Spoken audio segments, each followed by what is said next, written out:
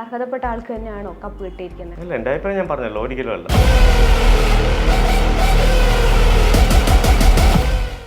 ആരുടെയെങ്കിലും റെക്കമെൻഡേഷൻ ആ ഷോയിലേക്ക് എൻ്റർ ചെയ്യുമ്പോൾ ഉണ്ടായിരുന്നു? ഞാൻ പറയാം, നിങ്ങളിപ്പം ചോദിച്ചതിലേക്ക് ഞാൻ പറയാം. അനു കഴിഞ്ഞ സീസണിൽ ഉണ്ടായിരുന്ന ഒരാളാണ്.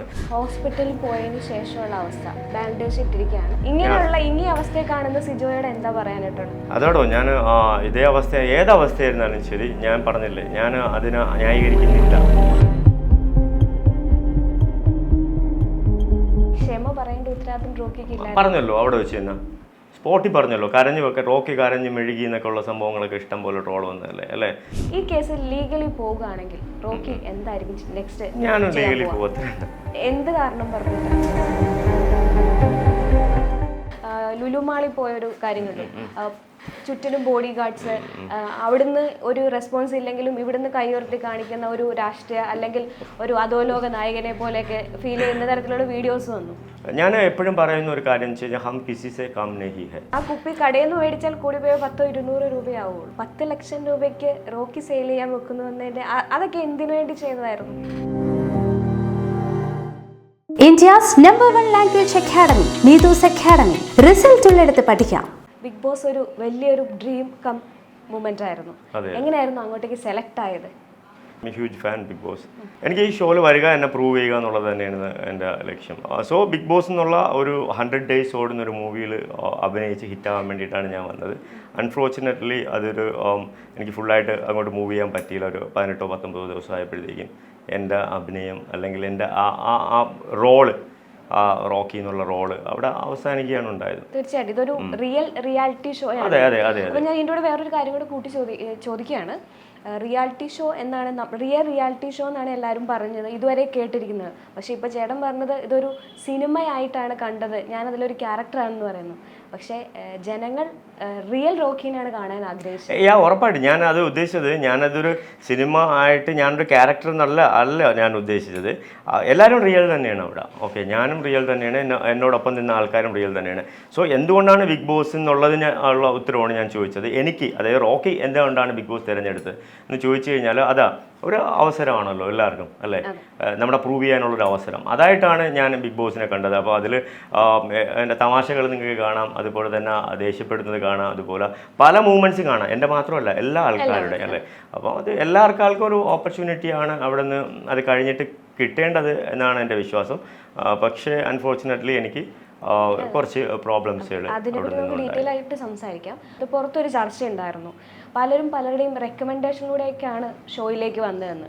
അപ്പോൾ റോക്കി എന്ന വ്യക്തിനെ അവിടെ സെലക്ട് ചെയ്യുമ്പോൾ അതിൻ്റെ പിന്നിൽ സുഹൃത്തായിട്ടുള്ള ഒരു ആക്ട്രസ് കൂടി വരുന്നു എന്ന് പറയും. പേര് മെൻഷൻ ചെയ്യാൻ താല്പര്യപ്പെടുന്നില്ല. അപ്പം ആരുടെയെങ്കിലും റെക്കമെൻഡേഷൻ ആ ഷോയിലേക്ക് എൻ്റർ ചെയ്യുമ്പോൾ ഉണ്ടായിരുന്നു? ഞാൻ പറയാം, നിങ്ങളിപ്പം ചോദിച്ചതിലേക്ക് ഞാൻ പറയാം. അനു കഴിഞ്ഞ സീസണിൽ ഉണ്ടായിരുന്ന ഒരാളാണ്. അപ്പം അനുവിനെ തന്നെ ആക്ച്വലി ഞാനാണ് മാക്സിമം പുഷ് ചെയ്ത് ഇതിലോട്ട് പോകാൻ വേണ്ടിയിട്ട്. അപ്പം പുള്ളിക്കാരിക്ക് സെലക്ഷൻ കിട്ടി, പുള്ളിക്കാരി പോയി. അൺഫോർച്ചുനേറ്റ്ലി പുള്ളിക്കാരിക്ക് അവിടെ എല്ലാവർക്കും ഒപ്പം നിൽക്കാനേ പറ്റിയിട്ടുണ്ടായിരുന്നുള്ളൂ, ഒരു ഡിഫറെൻ്റ് ആവാൻ വേണ്ടി പറ്റിയിട്ടില്ലായിരുന്നു. ഞാൻ നിരന്തരമായിട്ട് ഏഷ്യാനെറ്റ് ഓഫീസുമായിട്ട് ബന്ധപ്പെടുമായിരുന്നു ഈ ബിഗ് ബോസിൻ്റെ ഓഡീഷനെ കുറിച്ച്. പ്രീവിയസ് ആയിട്ടുള്ള എത്രയോ വർഷങ്ങളുണ്ട്. സോ ഞാൻ എൻ്റെ ഒരു ഡിജിറ്റൽ CV ഉണ്ടാക്കി അയക്കുകയും ആ CV കണ്ട് അവർക്ക് ഇഷ്ടപ്പെടുകയും അത് കഴിഞ്ഞിട്ട് ഒരു 45 days കഴിഞ്ഞിട്ട് എനിക്കൊരു സൂം കോൾ വരികയും ഞാൻ ആ സൂം കോൾ പ്രോപ്പറായിട്ട് അറ്റൻഡ് ചെയ്ത്, ഐ തിങ്ക് ഒരു 1.5 hours ആ കോൾ ഉണ്ടായിരുന്നു, അത് അറ്റൻഡ് ചെയ്യുകയും പിന്നെ അത് കഴിഞ്ഞിട്ട് ഒരു 1 month കഴിഞ്ഞിട്ടാണ് അവരെനിക്ക് ഡയറക്റ്റ് ഇൻ്റർവ്യൂ അവിടെ വിളിച്ചത്. സോ ഡയറക്റ്റ് ഇൻ്റർവ്യൂ നല്ലൊരു വലിയൊരു പാനലിൻ്റെ ഫ്രണ്ടിലായിരുന്നു. നെക്സ്റ്റ് വന്നിട്ട് ഒരു സൈക്കോളജിക്കൽ ഒരു ആൾ നമ്മളെ വിളിച്ച് സംസാരിക്കും. അപ്പോൾ അയാൾ എൻ്റെ അടുത്ത് ലാസ്റ്റ് ഫൈനൽ ചോദിച്ചെന്ന് വെച്ചാൽ, റോക്കി നമ്മുടെ ഈ ഷോയിൽ വരുന്ന ആൾക്കാരൊക്കെ എന്ന് വെച്ച് കഴിഞ്ഞാൽ അത്യാവശ്യം സെലിബ്രിറ്റി സ്റ്റാറ്റസ് ഒക്കെ ഉള്ള ആൾക്കാരെയൊക്കെ കൂടുതലായിട്ട് ആൾക്കാർക്ക് അറിയാവുന്ന ആൾക്കാരാണ്. അപ്പോൾ ഇവരുടെയൊക്കെ റോക്കി എങ്ങനെ ഇവരുടെയൊക്കെ ഡിഫെൻഡ് ചെയ്യുക അല്ലെങ്കിൽ ഇവരുടെയൊക്കെ എങ്ങനെ പിടിച്ചിരിക്കും ചോദിച്ചാൽ, ഞാൻ എപ്പോഴും പറയുന്ന ഒരു കാര്യം വെച്ച് കഴിഞ്ഞാൽ ഹം കിസി സേ കം നഹി ഹൈ എന്നാ, ഹം കിസി സേ കം നഹി ഹൈ അല്ലേ. ആര് വേണമെങ്കിലും വരട്ടെ, നമ്മളവിടെ മത്സരിക്കാനാണ് പോകുന്നത്. സോ ആരായിരുന്നാലും എനിക്ക് പ്രശ്നമില്ല. അതാണ് ഞാൻ ആ സൈക്കോളജി അയാളുടെ അടുത്ത് ലാസ്റ്റ് കൊടുത്ത ഉത്തരവാദി തന്നെയാണ്. ഇപ്പം നമ്മൾ കണ്ടിരിക്കുന്നതിൽ ആദ്യത്തെ ഉണ്ടായിരുന്ന 21 പേര്, ഏകദേശം 21 പേരായിരുന്നു. അതിൽ എനിക്ക് തോന്നുന്നു കുറച്ച് പേരൊക്കെ ഫെമിലിയർ ആയിരുന്നു ആളുകളുടെ സോഷ്യൽ മീഡിയയിലും ആക്ടിങ് ആണെങ്കിലും റീൽസ് അങ്ങനെയുള്ള കാര്യങ്ങൾ. അപ്പോൾ റോക്കി എന്ന വ്യക്തി വരുമ്പോൾ അനു ജോസഫിൻ്റെ ട്രെയിനർ അല്ലെങ്കിൽ പാർട്ട്ണർ എന്ന രീതിയിൽ മാത്രമാണ്. അപ്പോൾ അവിടെയാണ് ആളുകൾ ചോദിക്കുന്നത്, എങ്ങനെ റോക്കി എന്ന വ്യക്തി ബിഗ് ബോസ് ഷോയ്ക്ക് ആപ്റ്റാവുന്ന വ്യക്തിയാവുന്നത് എന്നത്. അത് കാര്യം കാര്യം വെച്ചാൽ ഈ ഷോ കണ്ട ആൾക്കാരും പറയത്തില്ല റോക്കി ജസ്റ്റ് ഒരു റെക്കമെൻഡേഷൻ ചെയ്തിട്ട് അവിടെ വന്ന് ഒരാളുടെ അവസരം പാഴാക്കിയെന്ന് ആരും പറയത്തില്ല അല്ലേ? താങ്കൾ ചോദിച്ച ചോദ്യം എനിക്ക് അറ്റ പിടിയിട്ടില്ല. സെലക്ട് ചെയ്ത അതെ എന്നിലുണ്ടായിരുന്നു. ഓക്കെ, എന്നിൽ അവർക്ക് ബിഗ് ബോസിന് വേണ്ടിയിട്ടുള്ള എല്ലാ മെറ്റീരിയൽസും എന്നിലുണ്ടായിരുന്നു അവർക്ക് തോന്നി, അവരത് സെലക്ട് ചെയ്ത്. അല്ലാണ്ട് എൻ്റെ പിന്നിൽ യാതൊരുവിധ അജണ്ടയോ കാര്യങ്ങളോ ഒന്നുമില്ലായിരുന്നു. ഇപ്പോൾ എൻ്റർമോൾ ഷൈനും അതുപോലെ തന്നെ ഏഷ്യാനെറ്റും അതിലുള്ള എത്രയോ സെലക്ഷൻ ടീമും കൂടെ ഇരുന്നിട്ടാണ് നമ്മളൊരാളെ സെലക്ട് ചെയ്യുന്നത്. അപ്പോൾ അവരതിൻ്റെ എല്ലാ പ്രോപ്പറായിട്ടുള്ള മാനദണ്ഡങ്ങളും നോക്കിയിട്ട് തന്നെയാണ് എന്നെ സെലക്ട് ചെയ്തത്. അതിൻ്റെ അവരുടെ സെലക്ഷൻ പിന്നെ റോക്കിയെ സെലക്ട് ചെയ്തതിനെ സംബന്ധിച്ച് അത് ഒരിക്കലും സെലക്ഷൻ തെറ്റിപ്പോയിട്ടില്ല എന്ന് തന്നെയാണ് എൻ്റെ വിശ്വാസം. അപ്പം എന്തായിരുന്നു ശരിക്കും പ്ലാൻ ചെയ്തിരുന്നത്? അവിടെ എങ്ങനെ നിൽക്കാം, എങ്ങനെ സർവ് ചെയ്യാം, എന്തായിരുന്നു വിചാരിച്ചുകൊണ്ടിരുന്നത്? ബിഗ് ബോസിനെ സംബന്ധിച്ച് ഇപ്പോൾ എനിക്ക് പറയാനുള്ള ഒരു കാര്യം എന്ന് വെച്ച് കഴിഞ്ഞാൽ നമ്മൾ ബിഗ് ബോസിൽ എന്ത് പ്ലാൻ ചെയ്ത് പോയെന്ന് പറഞ്ഞാലോ അല്ലെങ്കിൽ നമ്മൾ എന്ത് ഗെയിം ആസൂത്രണം ചെയ്ത് പോയെന്ന് പറഞ്ഞിട്ടൊന്നും ഒരു കാര്യമില്ല. കാര്യം ബിഗ് ബോസിൻ്റെതായിട്ടുള്ള ഒരു ഗെയിമുണ്ട്. ആ ഗെയിം മാത്രമേ അവിടെ വിൻ ചെയ്തുള്ളൂ. ഓക്കെ, അപ്പം ഒഴുക്കിന് എതിരെ നീന്തുക അല്ലെങ്കിൽ ഒഴുകിനൊപ്പം നീന്തുക എന്നുള്ള ഒരു പ്രക്രിയ മാത്രമേ അവിടെ നടക്കത്തുള്ളൂ. അപ്പോൾ ഒഴുക്കിനൊപ്പം നീന്തുമ്പോൾ എന്ത് പറ്റുമെന്ന് വെച്ച് കഴിഞ്ഞാൽ നമ്മൾ കുറച്ച് സേഫ് സോൺ ആയിരിക്കും. പക്ഷേ ഒഴുക്കിനെതിരെ നീന്തുമ്പോഴത്തേക്കും കുറച്ച് പാടായിരിക്കും. സോ ഞാനെന്ത് വെച്ച് കഴിഞ്ഞാൽ ഒഴുക്കിനെതിരെ നീന്തിയ ആളായിരുന്നു. ഞാനവിടെ ഓരോ മത്സരാർത്ഥിയുടെയും ബലവും ബലഹീനതയും എനിക്കറിയാമായിരുന്നു. ഓരോ ആൾക്കാരും ഏതൊക്കെ ലെവലിലാണ് കളിക്കുന്നത് എന്നുള്ള കാര്യങ്ങളൊക്കെ എനിക്കറിയാമായിരുന്നു. പക്ഷേങ്കിലും ചില സാഹചര്യത്തിൽ ചില സമയത്തിൽ എന്ന് വെച്ച് കഴിഞ്ഞാൽ നമ്മളെല്ലാം ഹ്യൂമൻ ബീങ് ആണല്ലോ. നമ്മൾ ഇതിപ്പോൾ എന്തൊക്കെ ഇതായിരുന്നാലും ശരി, നമ്മൾ എത്ര കാം ആൻഡ് ക്വയറ്റ് അല്ലെങ്കിൽ ഓക്കെ ഓൾവേസ് കൂൾ എന്നുള്ള എത്രയൊക്കെ പറഞ്ഞിരുന്നാലും ശരി, ഒരു സിറ്റുവേഷൻ എത്തുമ്പോഴത്തേക്കും നമ്മൾ പൊട്ടിത്തെറിക്കും. അത് ഇതിനുള്ള പ്രീവിയസ് ആയിട്ടുള്ള എല്ലാ പിന്നെ സീസണിലും നമുക്ക് കാണാൻ പറ്റും അല്ലേ? ചേട്ടൻ്റെ ഗെയിം പ്ലാൻ എന്തായിരുന്നു എന്നതാണ് എനിക്ക് അങ്ങനെ ഒരു ഗെയിം പ്ലാനിങ്ങോ കാര്യങ്ങളോ ഒന്നും കറക്റ്റാണ് പഠിച്ചു പോയിട്ടുള്ള ഒരാളൊന്നുമല്ല. പിന്നെ എന്തുവാ അവിടെ നിന്ന് കിട്ടുന്ന കാര്യങ്ങളൊക്കെ വെച്ചിട്ട് തന്നെ എനിക്ക് മുന്നോട്ട് പോകാൻ പറ്റും എന്നുള്ളൊരു വിശ്വാസം എനിക്കുണ്ടായിരുന്നു. ഞാൻ ഒരു കാര്യം കണ്ടു കഴിഞ്ഞാൽ ഞാനത് പ്രതികരിക്കും. അത് തന്നെയാണ് എൻ്റെ ഗെയിം. സോ വേറെ ഒന്നുമില്ല. പക്ഷേ ഒരു വ്യക്തി ഒരു സബ്ജക്റ്റിനെ പറ്റി സംസാരിക്കുന്നു, പക്ഷേ ആ വ്യക്തിക്കെതിരെ കുറേ പേര് നിൽക്കുമ്പോൾ മജോറിറ്റിക്കല്ലേ അവിടെ പ്രാധാന്യം കൊടുക്കേണ്ടത്? അത് മജോറിറ്റിക്കാണ് പ്രാധാന്യം വെച്ച് കഴിഞ്ഞാൽ ഇപ്പം താങ്കളുടെ കൂട്ടുകാർ അടുത്ത ആൾ അവരെ ഇപ്പം കൂട്ടുകാർ ഇപ്പോൾ ഒരു സംഘം പീപ്പിളുണ്ട് അല്ലെങ്കിൽ ഒരു ഗ്രൂപ്പ് ഓഫ് പീപ്പിൾസ് ഉണ്ടായിരുന്നു അതിനകത്ത്. അപ്പോൾ അതിൽ ഒരാൾ ഒരു മിസ്റ്റേക്കോ കാര്യങ്ങളോ ചെയ്യുമ്പോൾ ബാക്കിയുള്ളവരെല്ലാം അവരെ സപ്പോർട്ട് ചെയ്യാൻ സംഘടിതമായിട്ടുള്ള നീക്കങ്ങൾ നടത്തും. അപ്പോൾ അവർ നമ്മളെ മാനിപ്പുലേറ്റ് ചെയ്യും, അവർ നമ്മുടെ പല കഥകളും നമ്മുടെ അടുത്ത് പറഞ്ഞിട്ട് അങ്ങനെ അല്ല ഇങ്ങനെ നമുക്ക് കാണാൻ പറ്റത്തില്ലല്ലോ. നമുക്ക് നമ്മുടെ ഫ്രണ്ടിൽ നടക്കുന്നതല്ലേ കാണാൻ പറ്റുള്ളൂ. അവിടെ അത്രയും സ്ഥലങ്ങളുണ്ട്. അത്രയും സ്ഥലങ്ങളിലെ ആൾക്കാരെ ആരെക്കുറിച്ച് എന്തൊക്കെ പറയണമെന്നൊന്നും നമുക്കറിയാൻ പറ്റില്ല. റോക്കിയുടെ ഗെയിമിനെ പലപ്പോഴും മുമ്പുള്ള പ്രീവിയസ് ബിഗ് ബോസിലെ ആൾക്കാരുടെ ഡയലോഗ്സ്, സിനിമ ഡയലോഗ്സ്, അങ്ങനെയുള്ള പല കാര്യങ്ങളും ഇമിറ്റേറ്റ് ചെയ്യുന്നതായിട്ട് അല്ലെങ്കിൽ കുറേ സ്റ്റഡി ചെയ്തതായിട്ട് വന്നായിട്ട് പറയുന്നുണ്ട്. അതിപ്പം ഡയലോഗ്സ് ആണെങ്കിൽ അച്ചമെൻപത് എന്നുള്ളൊരു തിരുക്കുറൽ വന്നിട്ടുണ്ടായിരുന്നു. അതുപോലെ തന്നെ റോക്കി നിൽക്കുന്നിടത്താണ് കൂട്ടം എന്നുള്ളൊരു ഡയലോഗ് വന്നിട്ടുണ്ടായിരുന്നു. അത് അഖിൽമാരാരുടെ ഡയലോഗാണ്. പിന്നെ ഞാൻ തുരുത്തി അടിക്കും എന്ന് പറയുന്നത് സാബുമോന്റെ ഡയലോഗാണ്. അപ്പൊ ഈ ഡയലോഗൊക്കെ എന്തിനാണ് റോക്കി അവിടെ പോയിട്ട് ഇമിറ്റേറ്റ് ചെയ്തത്? അച്ചമില്ലേ അച്ചമെൻപതില്ലയെ ഇച്ച കൊണ്ട പോരിലെല്ലാം തോற்றுവിട്ട പോതിലും അച്ചമില്ലേ അച്ചമെൻപതില്ലയെ பிச்சை வாங்கி உண்ணும் வாழ்க்கை விட்டுவிட்ட போதிலும் அச்சமில்லை அச்சம் என்பதில்லையே உச்சி மீது வானிடிந்து வீழுகின்ற போதிலும் அச்சமில்லை அச்சம் என்பதில்லையே എനിക്ക് ഭയമില്ല സർ. ഓക്കെ, സോ ഇത് തിരുക്കുറളാണെങ്കിലും ശരി, ഇത് ഓരോരുത്തരുടെയും അതായത് പിച്ചை വാങ്ങി ഉണ്ണും വാഴ്ക്കയെ വിട്ടുവിട്ട പോതിലും. സോ ഞാൻ എൻ്റെ ഫാമിലിയിൽ നിന്ന് ഞാൻ പുറത്തായപ്പോഴും എനിക്ക് പേടിയില്ല. ഓക്കെ, അതുപോലെ തന്നെ എൻ്റെ ഉച്ചിയിൽ വാനിടുന്ന് വീഴുമെന്ന് പറഞ്ഞാൽ എനിക്ക് പേടിയില്ല. സോ അത് തന്നെയാണ് ഞാൻ അവിടെ കാണിക്കാൻ വേണ്ടിയിട്ട് ശ്രമിച്ചതും. പല കാണിക്കുന്ന കാര്യമല്ല ഞാൻ ചോദിച്ചത്,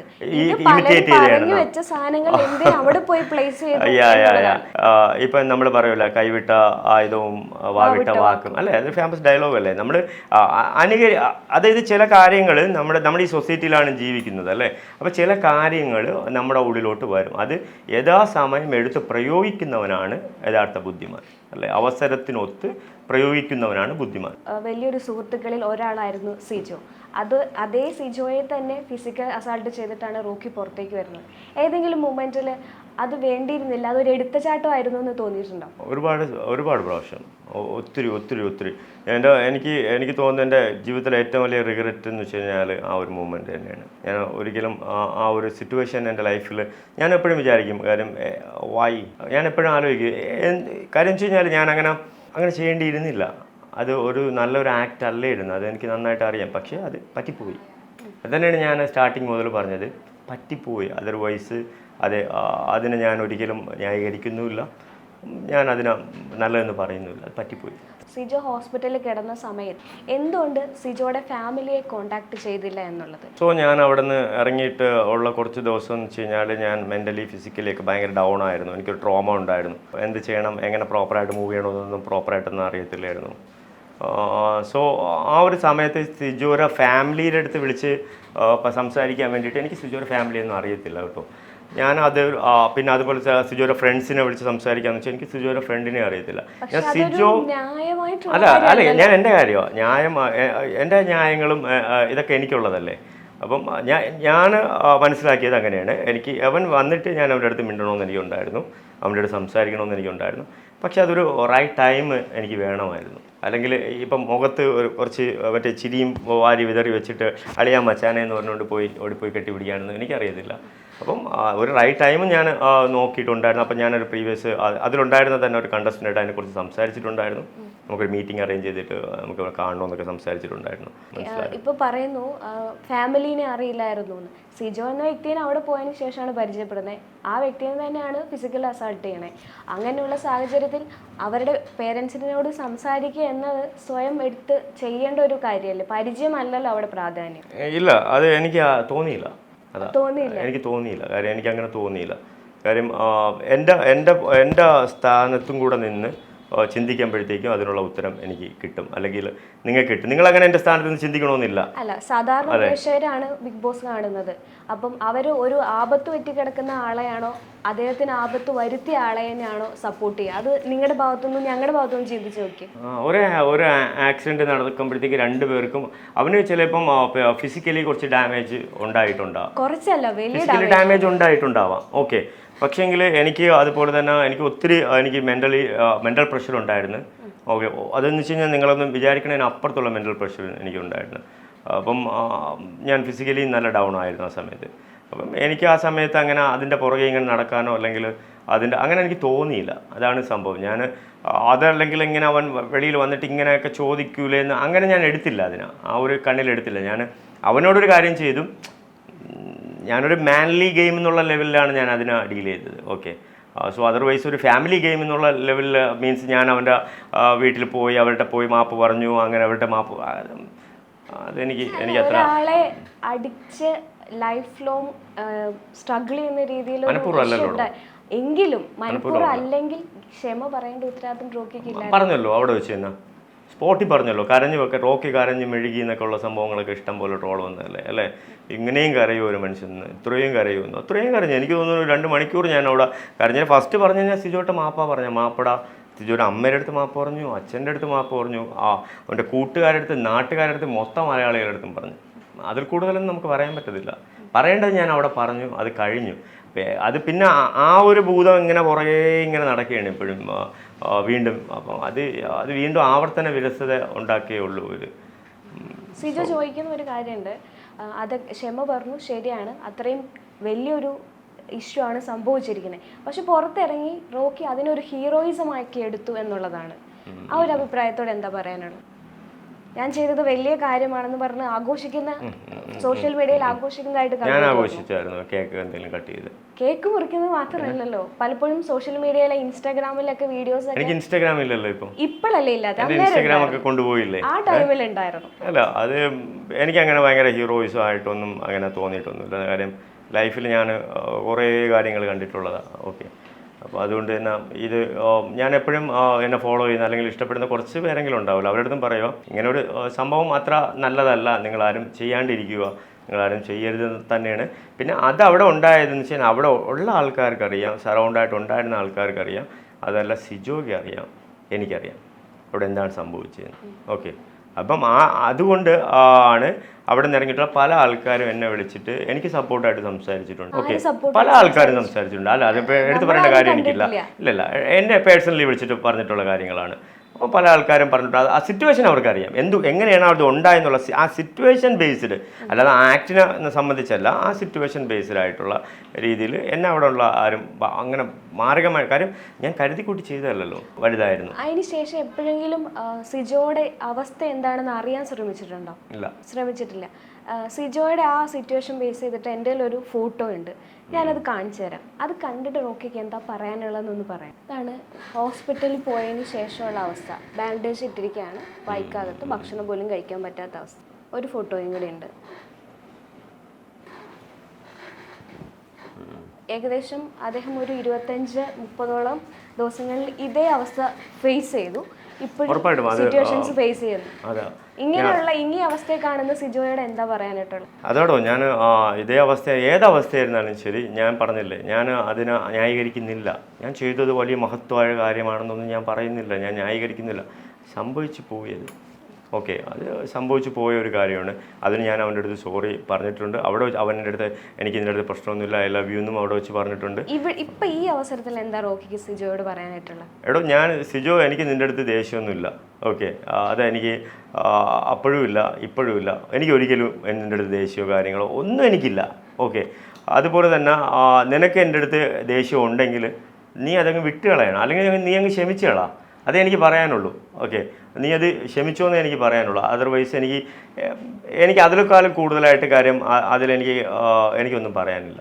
അതിൽ നിന്നും കൂടുതലായിട്ട് എനിക്കൊന്നും. സിജോ ഒരു മെഡിക്കൽ ചെക്കപ്പ് എടുക്കുന്നുണ്ട്. അതിന് ശേഷം ഫിസിക്കൽ കണ്ടീഷൻ നോക്കിയതിന് ശേഷം ഒരു പക്ഷേ ലീഗലി പോയേക്കാം എന്ന് പറയുന്നുണ്ട്. ഈ കേസിൽ ലീഗലി പോവുകയാണെങ്കിൽ റോക്കി എന്തായിരിക്കും നെക്സ്റ്റ്? ഞാനും ലീഗലി പോകും, അത്രേ ഉള്ളൂ. ഞാനും ലീഗലി പോകും, പിന്നെ ഉറപ്പായിട്ടും പോകും. എന്ത് കാരണം പറഞ്ഞിട്ട്? ഒരുപാട് കാരണങ്ങൾ പറയാനുണ്ടല്ലോ, എനിക്ക് ഒരുപാട് കാരണങ്ങൾ എനിക്ക് പറയാനുണ്ടാവും. എങ്കിൽ പിന്നെ ഇൻസൈഡ് ഷോയിലോട്ടൊക്കെ പോവേണ്ടി വരും. അവിടെ നമ്മൾ കുറേ എഗ്രിമെന്റ് ചെയ്യുന്നുണ്ടല്ലോ, ആ എഗ്രിമെന്റിൽ ഇതെല്ലാം മെൻഷൻ ചെയ്തിട്ടുണ്ടാവും. എല്ലാം ഇപ്പം ഞാൻ അതിനകത്ത് എനിക്ക് ഒരു ആക്സിഡന്റ് സംഭവിച്ച് ഈവൻ ഡെത്ത് സംഭവിച്ചാൽ പോലും ആ ഷോയിലുള്ള ആൾക്കാർ ആരും ഉത്തരവാദികളല്ല. ആ ഷോയിലുള്ള ആൾക്കാർ ആരും ഇത് തന്നെയാണ് നമ്മളവിടെയുള്ള ഓരോ കണ്ടസ്റ്റന്റും എഴുതി കൊടുക്കുന്നത്. അവിടെ ഫിസിക്കൽ ടാസ്ക് വരുമ്പോഴത്തേക്ക് ഇപ്പോൾ ഒരാളിങ്ങനെ ഒരാൾ ജസ്റ്റ് ഇങ്ങനെ അടിക്കും, അയാളുടെ തല കൊണ്ട് ഞാൻ മറ്റേ താടിയെല്ലാം തലയൊക്കെ പോവും. ഫിസിക്കൽ ടാസ്ക് നമ്മൾ വിചാരിക്കും പോലെയല്ല. ഒരു 4-5 അല്ലെങ്കിൽ 2 കോടി ആൾക്കാരെങ്കിലും കാണുന്ന ഒരു ഷോ അല്ലേ. അപ്പോൾ അതിൽ ഓരോ വ്യക്തികളും അവിടെ ഫുൾ പവറല്ലേ കാണിക്കാൻ അവിടെ ശ്രമിക്കുകയുള്ളൂ. അതൊരു വേറൊരു സ്പേസാണ്, അതൊരു വേറൊരു ലോകമാണ്. ആ ലോകത്ത് സംഭവിച്ച ഒരു ആക്റ്റാണിത്. അല്ലാതെ ഞാൻ റിയലായിട്ട് ഇപ്പം ഞാനും സിജോയും കൂടെ റോട്ടിൽ വെച്ച് കണ്ടുമുട്ടിയിട്ട് ഞങ്ങൾ തമ്മിൽ അങ്ങോട്ടും ഇങ്ങോട്ടും അടി വെച്ചതല്ല. അവിടെ നടന്ന സംഭവത്തിൻ്റെ അടിസ്ഥാനമാക്കി അവിടെ പാത്രം കഴുകി വെച്ചിട്ട് നിങ്ങൾ പോകുമോ അതോ ഞങ്ങൾ കഴുകണമെന്ന് ചോദിച്ച പ്രശ്നമാണ്. അല്ല, എൻ്റെ വീട്ടിലെ പാത്രം കഴുകി വയ്ക്കാനല്ല ഞാൻ പറഞ്ഞത്. അതിനകത്തുണ്ടായ സംഭവങ്ങളിലൂടെ ഉടലെടുത്ത ആ പ്രശ്നത്തിന് അനന്തരഫലമായിട്ട് സംഭവിച്ചു പോയിട്ടുള്ള ഒരു കാര്യം മാത്രമാണത്. പക്ഷേ ആ വ്യക്തി ലൈഫ് ലോങ് സ്ട്രഗിൾ ചെയ്യാൻ പോവുകയാണ്. ഓക്കെ, ലൈഫ് ലോങ് സ്ട്രഗിൾ ചെയ്യാൻ പോവുകയാണെന്നുള്ളത് കാര്യം വെച്ച് കഴിഞ്ഞാൽ എനിക്കറിയത്തില്ലല്ലോടോ. ഞാനത് മനഃപൂർവ്വം അറിഞ്ഞുകൊണ്ട് ചെയ്ത ഒരു കാര്യമില്ല. ഞാൻ ഇപ്പോഴും അത് തന്നെയാണ് പറയുന്നത്. നിങ്ങൾ ആ ഒരു കാര്യം നിങ്ങൾക്ക് ഒഴിച്ചു നിർത്തി കഴിഞ്ഞാൽ നിങ്ങൾക്ക് വേറെ എന്ത് കുറ്റം നിങ്ങൾക്ക് എന്നെ പറയാൻ പറ്റും? അങ്ങനെ പറയാനാണ് ഓരോ പോയിന്റ് എടുത്ത് ഇപ്പൊ ഞാൻ ആദ്യം ചോദിച്ചത് അതേ ക്വസ്റ്റ്യൻ ആണ്. കണ്ടു പഠിച്ചതിന് ശേഷം സംസാരിക്കുന്ന റോക്കിനെ കണ്ടു. ഒരു ദിവസം എന്ത് കണ്ടന്റ് ക്രിയേറ്റ് ചെയ്യണമെന്ന് ആലോചിക്കുന്ന അല്ലെങ്കിൽ അത് പ്രവർത്തിക്കുന്ന റോക്കിനെ കണ്ടിട്ടുണ്ട്. അപ്പം അതൊക്കെയും അങ്ങനെ അല്ലല്ലോ. പഠിച്ച് ചെയ്യുന്ന കാര്യം മോശമാണോ? നമ്മളൊരു കാര്യത്തിനെ കുറിച്ച് കൂടുതൽ പഠിക്കുന്നത് മോശമാണോ? പഠിക്കുന്നത് ചെയ്യുക എന്നുള്ളതാണ് ഏറ്റവും വലിയ പാട് ഈ ലോകത്ത്. നമ്മൾ പഠിച്ച കാര്യം കറക്റ്റ് ടൈമിൽ ആ ടൈമിങ്ങോട് കൂടി, അത് ഒരു മാർഷൽ ആർട്സ് ആയിരുന്നാലും ശരി, നമ്മുടെ ഈവൻ ഒരു എക്സാം ആയിരുന്നാലും ശരി, ഒരു MBBS ആയിരുന്നാലും LLB ഏതായിരുന്നാലും ശരി, നമ്മൾ പഠിച്ച കാര്യം നമുക്ക് അതുപോലെ പ്രാവർത്തികമാക്കാൻ കഴിഞ്ഞാൽ അത് വിക്ടറി ആയിട്ടാണ് ഞാൻ കാണുന്നത്. അത് നിങ്ങൾക്ക് എങ്ങനെ നിങ്ങളുടെ കണ്ണിൽ അത് തെറ്റായിട്ട് തോന്നും? അല്ലെങ്കിൽ കോണ്ടന്റ് ക്രിയേറ്റ് ചെയ്യാൻ ശ്രമിക്കുന്നത് അല്ലേ, അതൊരു തെറ്റായിട്ട് നിങ്ങളെ കണ്ണിൽ എങ്ങനെ കാണും? ഒരു കോണ്ടന്റ് ക്രിയേറ്റ് ചെയ്യാന്ന് വെച്ച് കഴിഞ്ഞാൽ ഇല്ലാത്തൊരു സംഭവത്തിനെ ഉണ്ടാക്കി, അല്ലെങ്കിൽ അവിടെ ഉള്ള ഒരു സംഭവത്തിനെ തന്നെ കണ്ടുപിടിച്ച് ആ സംഭവത്തിനെ കണ്ടുപിടിച്ച് നമ്മൾ അതിലോടുകൂടി മുന്നോട്ട് പോകുമ്പോഴാണ് അത് ചിലപ്പോൾ നമുക്ക് നല്ലതും സംഭവിക്കാം, ചീത്തയും സംഭവിക്കാം. ചിലപ്പോൾ നമുക്കത് എഗെയിൻസ്റ്റായിട്ട് മാറാം, ചിലപ്പോൾ നല്ലതായിട്ട് മാറാം. അത് റിസ്ക് അല്ലേ? അതായത് സൈഡിലിരുന്ന് കാണുന്നതല്ല, കളത്തിലിറങ്ങി കളിക്കുമ്പോഴാണ് ആ റിസ്ക് അറിയുന്നത്. ഞാൻ കളത്തിലിറങ്ങി കളിച്ചവനാണ്, അതുകൊണ്ട് തന്നെ എനിക്കും പരിക്ക് പറ്റിയിട്ടുണ്ട്, എൻ്റെ കൂടെ വന്ന് കളിച്ചവർക്കും ചിലപ്പോൾ പരിക്ക് പറ്റിയിട്ടുണ്ടാവാം. അതിന് ഇപ്പോഴും റോക്കി സിമ്പിളായിട്ട് കാണാനാണ് ആഗ്രഹിക്കുന്നത്. ഏതിനാ? അവിടെ നടന്ന എല്ലാ സംഭവത്തിനും ഇപ്പോഴും ഭയങ്കര സിമ്പിളായിട്ട് ഭയങ്കര സില്ലി ആയിട്ടാണ്. അതല്ലേ നല്ലത്. നമ്മൾ അതിനെക്കുറിച്ച് തന്നെ വെറുതെ ആലോചിച്ചുകൊണ്ട് ഇരുന്ന് കഴിഞ്ഞാൽ നമ്മൾ ഓരോ ഡേയും ഇങ്ങനെ വീണ്ടും അതിലൂടെ തന്നെ ഇങ്ങനെ ഉരുകി പോകും അല്ലേ. അപ്പം അത് നമുക്ക് അതവിടെ കഴിഞ്ഞു. ഇനി അടുത്ത് നമുക്ക് നമ്മുടെ ലൈഫ് കൊണ്ട് നമ്മൾ അതുമായിട്ട് മൂവ് ഓൺ ചെയ്യുന്നതാണ് എപ്പോഴും നല്ലതെന്നാണ് എൻ്റെ വിശ്വാസം. എപ്പോഴെങ്കിലും ഈ ഷോയിൽ റോക്കിയുടെ പ്രവൃത്തിനെ ലാലേട്ടനോ വീക്കെൻഡിൽ വരുന്ന ലാലേട്ടൻ്റെ ഡയലോഗ്സ് അതല്ലെങ്കിൽ ആ ഷോയുടെ ഭാഗമായിട്ടുണ്ടായിരുന്ന പല ക്രൂ ആരെങ്കിലും സ്വാധീനിച്ചിട്ടുണ്ടോ? ലാലേട്ടനോട് എല്ലാവരും സ്വാധീനിക്കും ഫസ്റ്റ് വൺ. കാരണം നമ്മളെല്ലാവരും പുറത്തുനിന്നുള്ള ഒരാളെ കാണുന്നത് ലാലേട്ടനെയാണ് വീക്കെൻഡ് വരുമ്പോഴത്തേക്കും. പിന്നെ പുള്ളിക്കാരൻ വന്ന് സംസാരിക്കുമ്പോഴത്തേക്കെന്ന് വെച്ച് കഴിഞ്ഞാൽ നമ്മൾ തമ്മിലുള്ള കമ്മ്യൂണിക്കേഷൻ അല്ലെങ്കിൽ നമ്മളെ വിളിച്ച് നിർത്തി അത് സംസാരിക്കുമ്പോൾ നമുക്ക് പെട്ടെന്നൊന്നും വരത്തില്ല. ലാലേട്ടൻ്റെ അടുത്ത് അവിടെ നിന്ന് സംസാരിക്കുക എന്നുള്ളത് അവിടെ സംസാരിച്ചവർക്ക് അറിയാം അതിൻ്റെ ആ ഒരു എത്രത്തോളം നമുക്ക് നെഞ്ചിടിപ്പുണ്ടാവും. അങ്ങനെ ഒരു അവസരത്തിൽ നമുക്ക് പറയേണ്ട കാര്യങ്ങൾ കറക്റ്റായിട്ട് നമ്മൾ പറയുക എന്നുള്ളത് അതൊരു വലിയൊരു കാര്യം തന്നെയാണ്. പലപ്പോഴും എനിക്ക് പറയേണ്ട കാര്യങ്ങൾ കറക്റ്റായിട്ട് പറഞ്ഞിട്ടുണ്ടെന്നാണ് എൻ്റെ വിശ്വാസം. അതുപോലെ തന്നെ ലാലേട്ടൻ പറഞ്ഞിട്ടുള്ള പല കാര്യങ്ങളും എന്നെ സ്വാധീനിച്ചിട്ടുണ്ട്. എന്നെ മാത്രമല്ല അവിടെ എല്ലാവരെയും സ്വാധീനിക്കും. അതല്ലേ ആ ഷോയുടെ ഒരു രീതി അതാണല്ലോ. പിന്നീട് വന്ന ഈ ഇഷ്യൂവിന് ശേഷം പിന്നീട് വന്ന ട്രോളുകളിൽ ലാലേട്ടൻ പറഞ്ഞ ഒരു കാര്യത്തിനെ റോക്കി ഉള്ളിലേക്ക് എടുത്തിട്ടാണ് ആ പ്രവൃത്തി വന്നതെന്ന് പറയുന്നുണ്ട്. അതായത് ലാലേട്ടൻ ഇടിക്കുമെന്ന് പറഞ്ഞാൽ പോരാ, ഇടിക്കണം, ഞാനായിരുന്നെങ്കിൽ ഇടിച്ചേനെ അങ്ങനെ ഒരു ഡയലോഗ് പറഞ്ഞിട്ടുണ്ടായിരുന്നു. ആ ഒരു ഡയലോഗ് റോക്കി ഉള്ളിലേക്ക് എടുത്തിട്ടാണ് ഈ പ്രവൃത്തി ചെയ്തത്. ഉള്ളിലോട്ട് എടുത്ത് എനിക്ക് ആ സമയം വരെ കാര്യം ഞാൻ അന്ന് ഉച്ചയ്ക്ക് നമ്മൾ എന്ത് ഫുഡ് ഉണ്ടാക്കുക അല്ലെങ്കിൽ നമ്മളാണ് കിച്ചൺ ടീം, അതിനെക്കുറിച്ചൊക്കെയാണ് ഞാനും ആൻസിബയും ഋഷിയൊക്കെ ചർച്ച ചെയ്തുകൊണ്ടിരുന്നത്. ഓക്കെ, അന്ന് എന്ത് ചെയ്യാം, എന്ത് ഫുഡ് ഉണ്ടാക്കാനെ കുറിച്ച്. അതർവൈസ് അവനെ ഇടിക്കണതിനെ കുറിച്ച് നമ്മൾ ആരും ചർച്ചയും ചെയ്തില്ല. പിന്നീട് പുറത്തിറങ്ങി കഴിഞ്ഞപ്പോൾ റോക്കി സെൽഫായിട്ട് കുറേ ബൂസ്റ്റ് ചെയ്യുന്നത് കണ്ടു. അത് എന്തിനായിരുന്നു സെൽഫ് ബൂസ്റ്റിംഗ്? ഏത് വിഷയത്തിലാണ്? പല വിഷയങ്ങളും സോഷ്യൽ മീഡിയയിലാണ്. ഇപ്പം ലുലുമാളിൽ പോയൊരു കാര്യം കണ്ടു. ചുറ്റിനും ബോഡി ഗാർഡ്സ്, അവിടുന്ന് ഒരു റെസ്പോൺസ് ഇല്ലെങ്കിലും ഇവിടുന്ന് കൈയുയർത്തി കാണിക്കുന്ന ഒരു രാഷ്ട്രീയ അല്ലെങ്കിൽ ഒരു അധോലോക നായകനെ പോലെയൊക്കെ ഫീൽ ചെയ്യുന്ന തരത്തിലുള്ള വീഡിയോസ് വന്നു. ഇല്ല, കൈയൊക്കെ ആൾക്കാരെടുത്ത് കാണിക്കുന്നുണ്ട്. സോ അത് കാണാത്തതുകൊണ്ടായിരിക്കും. പിന്നെ അങ്ങനെ പർപ്പസ്ഫുള്ളി ഇങ്ങനെ കുറേ ആൾക്കാരെ കൊണ്ട് നടക്കേണ്ട കാര്യമൊന്നുമില്ല. നിങ്ങൾ ഇവിടെ വന്നപ്പോൾ തന്നെ കണ്ടില്ല എത്ര ആൾക്കാർ ഇവിടെ തന്നെ ഉണ്ട്. അതുപോലെ തന്നെയാണ് നമ്മുടെ കൂട്ടുകാർ, അതുപോലെ തന്നെ നമ്മുടെ സഹോദരങ്ങൾ, എന്നെ ഇഷ്ടപ്പെടുന്ന ആൾക്കാർ എവിടെ പോയിരുന്നാലും കുറച്ച് ആൾക്കാർ കാണും. അല്ല, നമ്മൾ കണ്ട ആൾക്കാർ black and black full dress ഇട്ട് ബോഡി ഗാർഡ്സിനെ പോലെ ഫീൽ ചെയ്യിപ്പിക്കുന്ന ആൾക്കാർ. നമ്മുടെ ടീമിലുള്ള ഓൾമോസ്റ്റ് എല്ലാ ആൾക്കാരും ബ്ലാക്ക് ഇഷ്ടപ്പെടുന്ന ആൾക്കാരാണ്, ബ്ലാക്ക് ഡ്രസ്സ് ചെയ്യുന്ന ആൾക്കാരാണ്.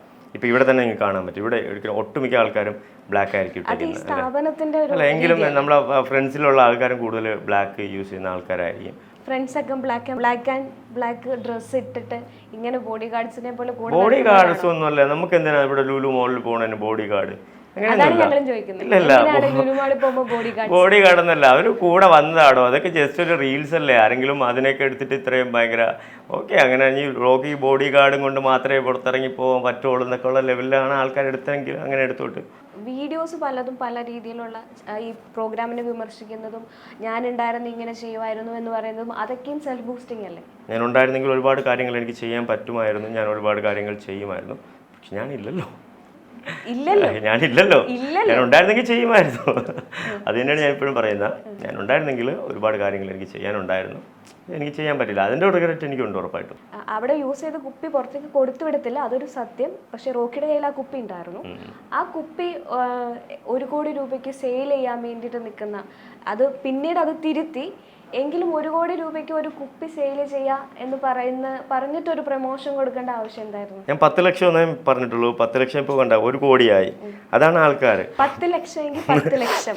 ആ കുപ്പി കടയിൽ നിന്ന് മേടിച്ചാൽ കൂടി പോയോ 100-200 രൂപയാവുള്ളൂ. 10 ലക്ഷം രൂപയ്ക്ക് റോക്കി സെയിൽ ചെയ്യാൻ വെക്കുന്നതിൻ്റെ അതൊക്കെ എന്തിനു വേണ്ടി ചെയ്തതായിരുന്നു? അപ്പോൾ അവിടെ നിന്ന് എനിക്ക് ആകെ കിട്ടിയത് നിങ്ങൾ പറഞ്ഞ ആ കുപ്പി കൊടുത്തു വിടത്തില്ല, എങ്ങനെയോ അതെൻ്റെ കയ്യിൽ വന്ന് പെട്ടതാണ്. ഒരു പാക്ക് ചെയ്തപ്പോഴത്തേക്ക് അതിനകത്തുണ്ടായിരുന്നത്. അപ്പോൾ ആ സാധനം എനിക്ക് ഭയങ്കര പ്രീഷ്യസ് ആയിട്ടായിരുന്നു. ഞാനതിലിപ്പോൾ ആ വീഡിയോ ഫുള്ളായിട്ട് കണ്ടവർക്ക് അറിയാം. ഞാനത് പറഞ്ഞതെന്ന് വെച്ച് കഴിഞ്ഞാൽ എനിക്ക് ഇത്രയും പ്രീഷ്യസ് ആയിട്ടുള്ള സാധനമുണ്ട്, ഇതൊരു 10 ലക്ഷം രൂപ തന്നാലും ഞാൻ കൊടുക്കത്തില്ല എന്നാണ് ഞാൻ പറഞ്ഞത്. പക്ഷേ ആ വീഡിയോ 2 പാർട്ടായിട്ടാണ് വീഡിയോ വന്നത്. ആദ്യത്തെ പാർട്ടിൽ സെയിൽ ചെയ്യുന്നു, ആരെങ്കിലും വാങ്ങിക്കാനിടയിൽ കമന്റ് ഇടുമെന്നായിരുന്നു വന്നത്.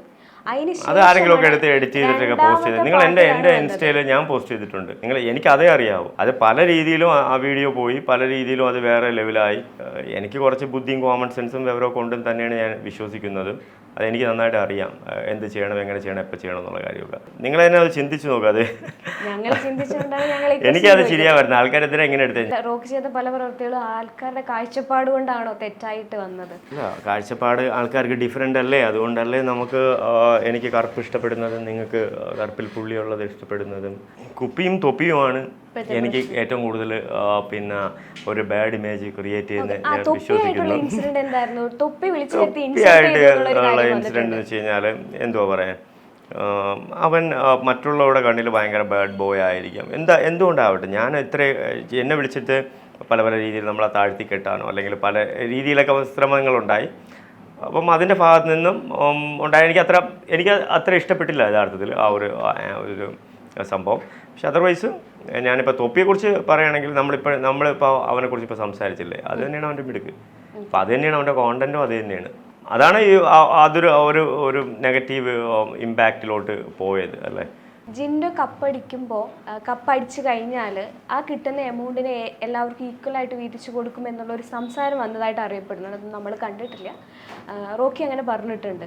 അപ്പം ഇപ്പം റോക്കി ആ എമൗണ്ടിനെ പറ്റി സംസാരിച്ചായിട്ട് മറ്റൊരു ഇൻ്റർവ്യൂവിൽ കണ്ടു. ജിൻഡോ അതിനെപ്പറ്റി ഇപ്പം ആലോചിക്കുന്നു പോലുമില്ല. അങ്ങനെ ഒരു സംഭവം ശരിക്കും അവിടെ സംഭവം നമ്മളെല്ലാവരും ഉണ്ടായിരുന്ന സമയത്താണ് ജിൻഡോ പറഞ്ഞടാ, ഞാൻ കപ്പടിക്കണമെങ്കിൽ എനിക്ക് പൈസ ഒന്നും വേണ്ടെങ്കിൽ ട്രോഫി മാത്രം മതി, ഞാൻ കപ്പടിക്കണമെന്നുണ്ടെങ്കിൽ ഈ പൈസ നിങ്ങൾക്ക് എല്ലാവർക്കും ഞാൻ വീതിച്ച് തരും. അപ്പം ഞാൻ പറഞ്ഞടാ, നീ വീതിച്ച് തരുമെന്ന് പറഞ്ഞാൽ നിൻ്റെ അമ്മയെ കൊണ്ടാണ് ഇടാ നീ വീതിച്ച് തരുമെന്ന്. എൻ്റെ അമ്മയാണ് ഞാൻ എല്ലാവർക്കും വീതിച്ച് തരും. അപ്പം ജിൻഡോ പറഞ്ഞു, ഞാൻ പറഞ്ഞു ആര് ചോദിച്ചില്ലെങ്കിലും ജിൻഡോ ഞാൻ വന്ന് ചോദിക്കും നിൻ്റെ അടുത്ത്. വേറെ ആരും ചിലപ്പോൾ ചോദിക്കില്ല, പക്ഷെ ഞാൻ വന്ന് ചോദിക്കും. നീ ചോദിക്കളിയാ എന്ന് പറഞ്ഞവൻ. ഞാൻ ഉറപ്പായിട്ടും ചോദിക്കും. എന്തോ ഇതിൽ ജിൻഡോ വിജയിച്ചു, എനിക്കങ്ങനെ ചോദിക്കാനുള്ള ഒരു അവസരം ഉണ്ടായി, ഞാനത് ചോദിച്ചു. അപ്പോൾ ജിൻഡോയുടെ റെസ്പോൺസ് എന്തായിരുന്നു? അത് അവരല്ലേ തീരുമാനിക്കാൻ റെസ്പോൺസ്, ബാക്കിയുള്ള കാര്യങ്ങൾ. അല്ലെങ്കിൽ അതിൽ നിന്ന് കുറേ പൈസ എടുത്തിട്ട് ഞാൻ പറഞ്ഞു, നിങ്ങൾ ആരെങ്കിലും ഒരാൾക്ക് കൊടുക്ക്, എല്ലാവർക്കും കൊടുക്കണ്ട. ഒരാളെ നിനക്ക് സഹായിക്കാൻ പറ്റുന്നു, എല്ലാവർക്കും കൊടുക്കാമെന്നല്ലേ പറഞ്ഞു. വേണ്ട, ഒരാളെ സഹായിക്കാൻ പറ്റുമെങ്കിൽ യു ആർ ദ ഗ്രേറ്റ്. പൊതുവെ ഒരു ചർച്ചയുണ്ട്, അർഹതപ്പെട്ട ആൾക്കല്ല കപ്പ് കിട്ടിയത്, വേറെ ആർക്ക് ഡിസേർവിങ് ആയിരുന്നു എന്നൊക്കെ പറയുന്നുണ്ട്. ശരിക്കും റോക്കിയുടെ ഒരു നോട്ടത്തിൽ അർഹതപ്പെട്ട ആൾക്ക് തന്നെയാണോ കപ്പ് കിട്ടിയിരിക്കുന്നത്? നിങ്ങൾക്ക് എന്ത് തോന്നുന്നു? എൻ്റെ അഭിപ്രായമല്ല, റോക്കിയുടെ അഭിപ്രായം അറിയേണ്ടത്. അല്ല, എൻ്റെ അഭിപ്രായം ഞാൻ പറഞ്ഞല്ലോ, ഒരിക്കലും അല്ല. എന്തുകൊണ്ടായിരിക്കും അങ്ങനെ? എന്താണ് ബിഗ് ബോസ് ഷോ? ആ ഷോ കൊണ്ട് ഉദ്ദേശിക്കുന്നത് എന്താണ്? ഷോ കൊണ്ട് ഉദ്ദേശിക്കുന്ന കാര്യം കറക്റ്റ് ആയിരുന്നില്ല, അത്രയേ ഉള്ളൂ. ആൾക്കാർ മൊത്തം വോട്ട് ചെയ്തിട്ടാണ് ജിൻഡോ എന്ന വ്യക്തി ജയിച്ചിട്ടുള്ളത്. അപ്പം ആളുകളിൽ എപ്പോഴെങ്കിലും അയാൾ റിയൽ ആയെന്ന് തോന്നിയതുകൊണ്ടല്ലേ എല്ലാവരും വോട്ട് ചെയ്തത്? ആയിരിക്കാം. ആൾക്കാർക്ക് അയാൾ റിയലായിട്ട് തോന്നിയിട്ടുണ്ടാവാം. പക്ഷെ എനിക്ക് തോന്നിയില്ലെന്ന് ഞാൻ പറഞ്ഞുള്ളൂ. ഞാൻ നേരിട്ട് കണ്ട ആളാണ്, ഞാൻ അതിനകത്ത് നേരിട്ട് കണ്ട ആളാണ്, ഞാൻ നേരിട്ട് അനുഭവിച്ച കാര്യങ്ങളുണ്ട്, അത് വെച്ചിട്ടാണ് ഞാൻ വിലയിരുത്തുന്നത്. അപ്പം അതല്ലാണ്ട് ഉള്ളവർക്ക് വിലയിരുത്താൻ കുഴപ്പമൊന്നുമില്ല, അത് അവരുടെ അഭിപ്രായമായിട്ട് മാത്രമേ ഞാൻ കണക്കാക്കൂ. എന്നിരുന്നാലും ഇത്തരം സമയം സംസാരിക്കാൻ കഴിഞ്ഞ സന്തോഷം. India's #1 language academy, Needus Academy. Result ഉള്ളിടത്ത് പഠിക്കാം.